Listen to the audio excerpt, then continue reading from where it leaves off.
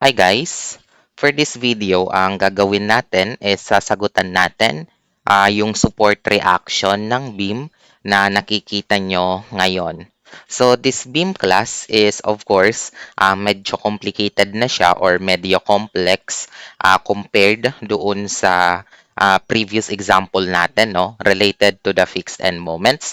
However, yun na nga, for as long as naintindihan nyo yung unang tatlong videos related to FEM, ito, magiging madali lang tong problem na to. Because i-utilize lang natin yung superposition method natin. Okay? So, subukan na natin na sagutan itong problem na to. Napaka-basic lang naman ng question nito class. Determine the support reactions of the beam shown below. So, ito yung beam natin. There is a uniform load pero hindi siya throughout the span. There is a concentrated load and there is a moment. Okay? So, let's proceed to my OneNote. No, I already attached the PowerPoint slide. So, dito class, ang gagawin lang natin, I will be straight to the point na dahil combination siya ng concentrated, uniform load, saka moment, what if ihiwa-hiwalay natin, di ba? So, this is the superposition, no?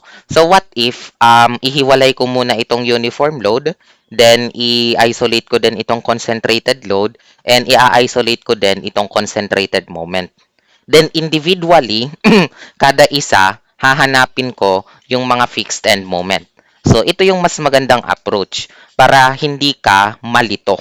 'Di ba? Kasi, kung kukunin mo yung fixed end moment dito, baka mahirapan ka agad kung i-consider nyo yung loading as a whole. So, ang ginawa ko, ihihiwa-hiwalay ko na lang muna yan. Hahanapin ko individually yung moment at A and B. Then, after kong mahanap yon, i-add ko sila para yun na yung maging moment reactions on both both supports of the beam. Then of course, after nun, equilibrium na lang saka ko na hahanapin yung mga reactions. Okay? Yung vertical reactions. Okay? So, ganun yung technique. Even in the future, pag naka-encounter kayo ng mga loads na combined sa restrained beam, I strongly suggest na ganito yung maging approach. Hiwa-hiwalayin nyo. Make it simple by breaking down the loads. So, sige. Starting with the uniform load. Itong uniform load na to, of course, we are expecting this na mag-i-integrate tayo dito. So, for the integration class, mag-ingat lang ng mabuti. Ang kagandahan sa uniform load, ito, wala ng ratio and proportion, kaya yung W is 15. Okay? Kasi yun yung uniform load natin Kaya lang, 2 meter, 4 meter siya. Kapag nagseset po kayo class ng value ng X, hindi pwedeng dito ang start, no? Hindi pwedeng dyan ang start. Dapat kung saan nagsimula yung load. Pwedeng ito lang yung X, no? Pwedeng dyan. Or, sorry, na-delete ko. Pwedeng dyan lang yung X or pwedeng nandito sa kabila. Basta, yung reference X nyo, palaging doon sa isang edge ng rectangle. Sa case ito ng rectangle, pero ulitin ko, sa case ng triangle naman, kapag nagseset ka ng X, palaging doon sa vertex. Dito sa point na to, yun yung reference X. Nagkataon lang kasi na syempre dito sa point na to, nag-start dyan yung uniform load, kaya this is a coincidence. Pero halimbawa, no, kung may load tayo, tapos dito yung triangle nag-start, so ito yung reference X nyo. Not this, not the edge. Okay, so I hope I am clear. Yung pagseset ng X is palaging sa end ng uniform load. So siguro, para maiba lang, ito na yung gagawin kong X. Wala namang problema doon. This is X. At the same time, the total length of the load, 'di ba? The total length of the load is 4 meters. So ito 4 minus X. Okay? However, syempre, tandaan nyo, hindi yan yung gagamitin natin at A and B. So dito, dahil ito yung point A, yung A natin ay equal sa 2 plus X. Kasi 'di ba ito 2 meters na to. So yun yung importante. Yung A palagi is the distance from the end. And yung B, is equal to 4 minus x. Okay lang yan, class. This is still correct. Huwag kayong mag-alala. Huwag kayong matakot. So, ayan, meron ka ng A and B, meron ka ng W. So, we can now proceed to the computation proper of the fixed end moments. So, for instance, the moment at A is equal to the integral of WAB squared over L squared dx from 0 to S. Take note na yung S is simply 4 meters lang kasi yun yung span ng rectangular load. So, this is 15. Ang A natin is 2 plus X. Ang B natin is 4 minus X na naka-squared.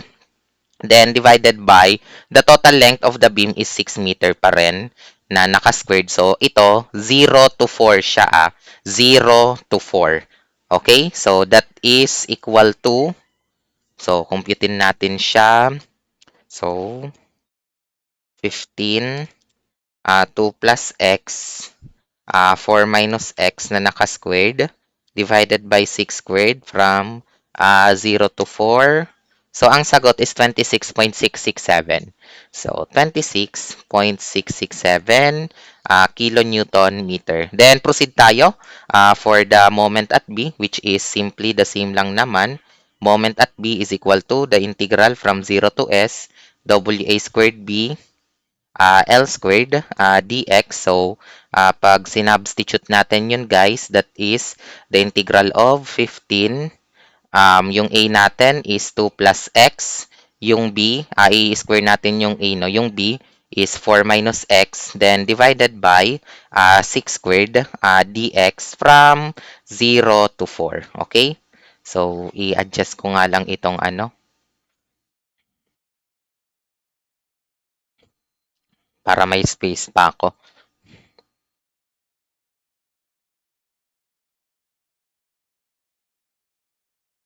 So, dito, paki-equal sign na lang ito. Meron ka ng moment at B.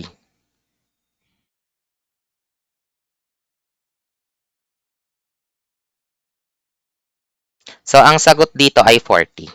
Okay, so 40 kilonewton meter. So, ayan, nahanap na natin yung moment at A and B using the uniform load pa lang.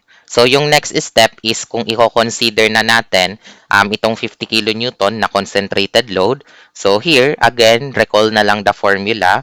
So, yung MA is equal to PAB squared over L squared. No? So, pag sinubstitute natin yan, sa case natin, syempre, ito yung A, then ito yung B. So, mas straightforward sa case ng concentrated load, 'di ba? So, 50 to 4 squared over 6 squared.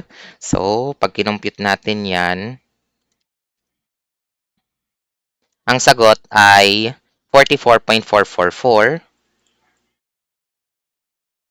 kilonewton meter. And of course, yung other moment, yung moment at B is equal to PA squared B over L squared. So, that is equal to 50, 2 squared, tapos 4 divided by 6 squared. Okay? So, ang sagot ay 22.222 kilonewton meter. So, ayan, nahanap na natin yung moment reactions at A and B kung ang i-consider lang natin is itong concentrated load. So, lastly, proceed tayo for for the concentrated moment. Wait lang,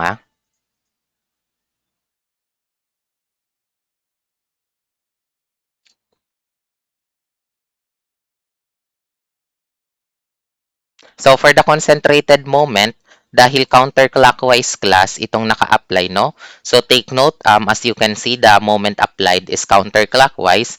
So, refer ka na lang doon sa dating formulas na napag-usapan natin. So, for instance, the moment at A, ulitin ko for counterclockwise moment.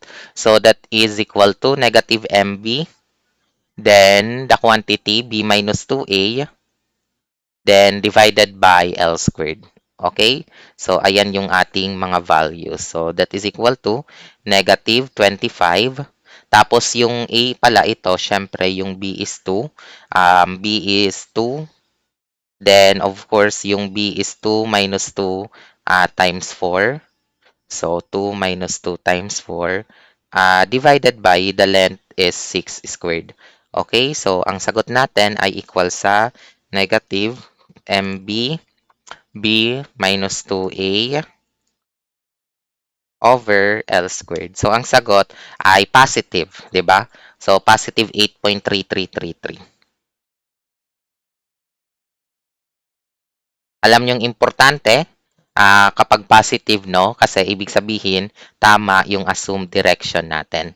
Meanwhile, for the moment at B, that is equal to negative MA, tapos the quantity 2B minus A over L squared. So, pag sinubstitute lang natin, negative 25.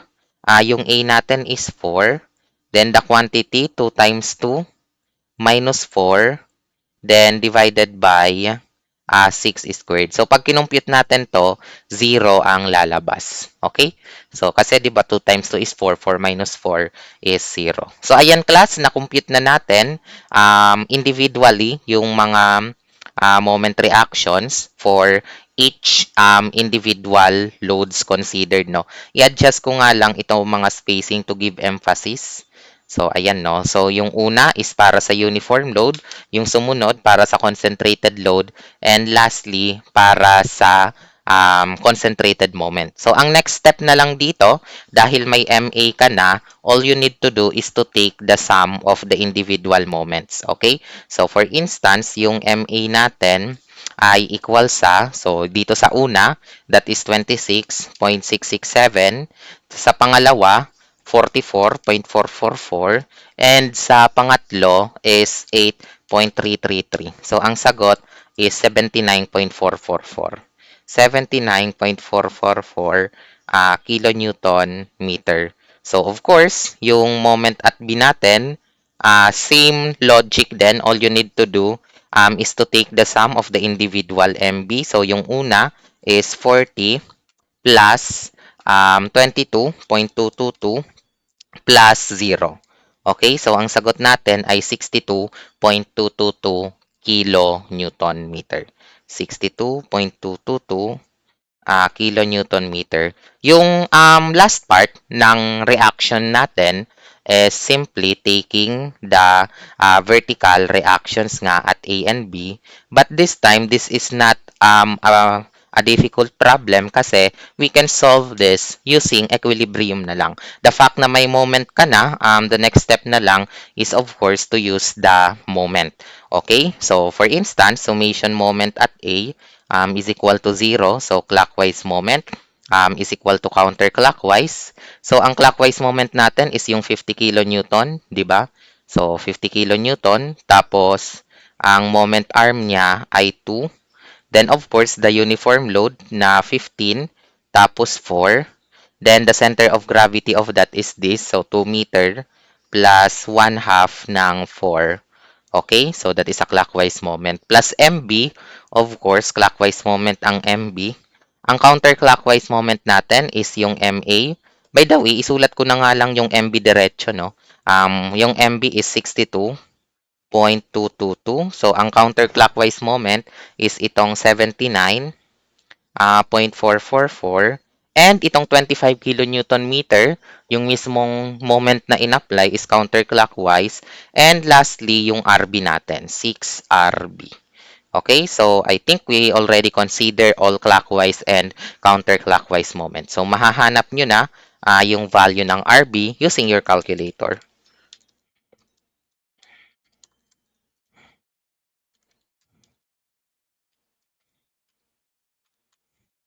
So, ang sagot natin is 49.630. So, 49.630 kilonewton. Positive means correct ang assumption natin ng direction. So, proceed tayo for summation forces vertical na lang equals 0. So, that is up equals down, no? So, yung upward natin is, of course, RA and RB lang. So, RA, then RB, and yung downward is yung 50 kilonewton plus 15 times 4. Okay? So, pag kinumpute natin siya, that is RA plus 49.630 is equal to 50 plus 15 times 4. So, ang RA natin ay equal sa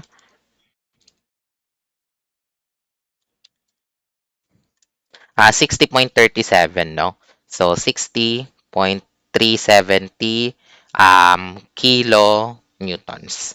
Okay?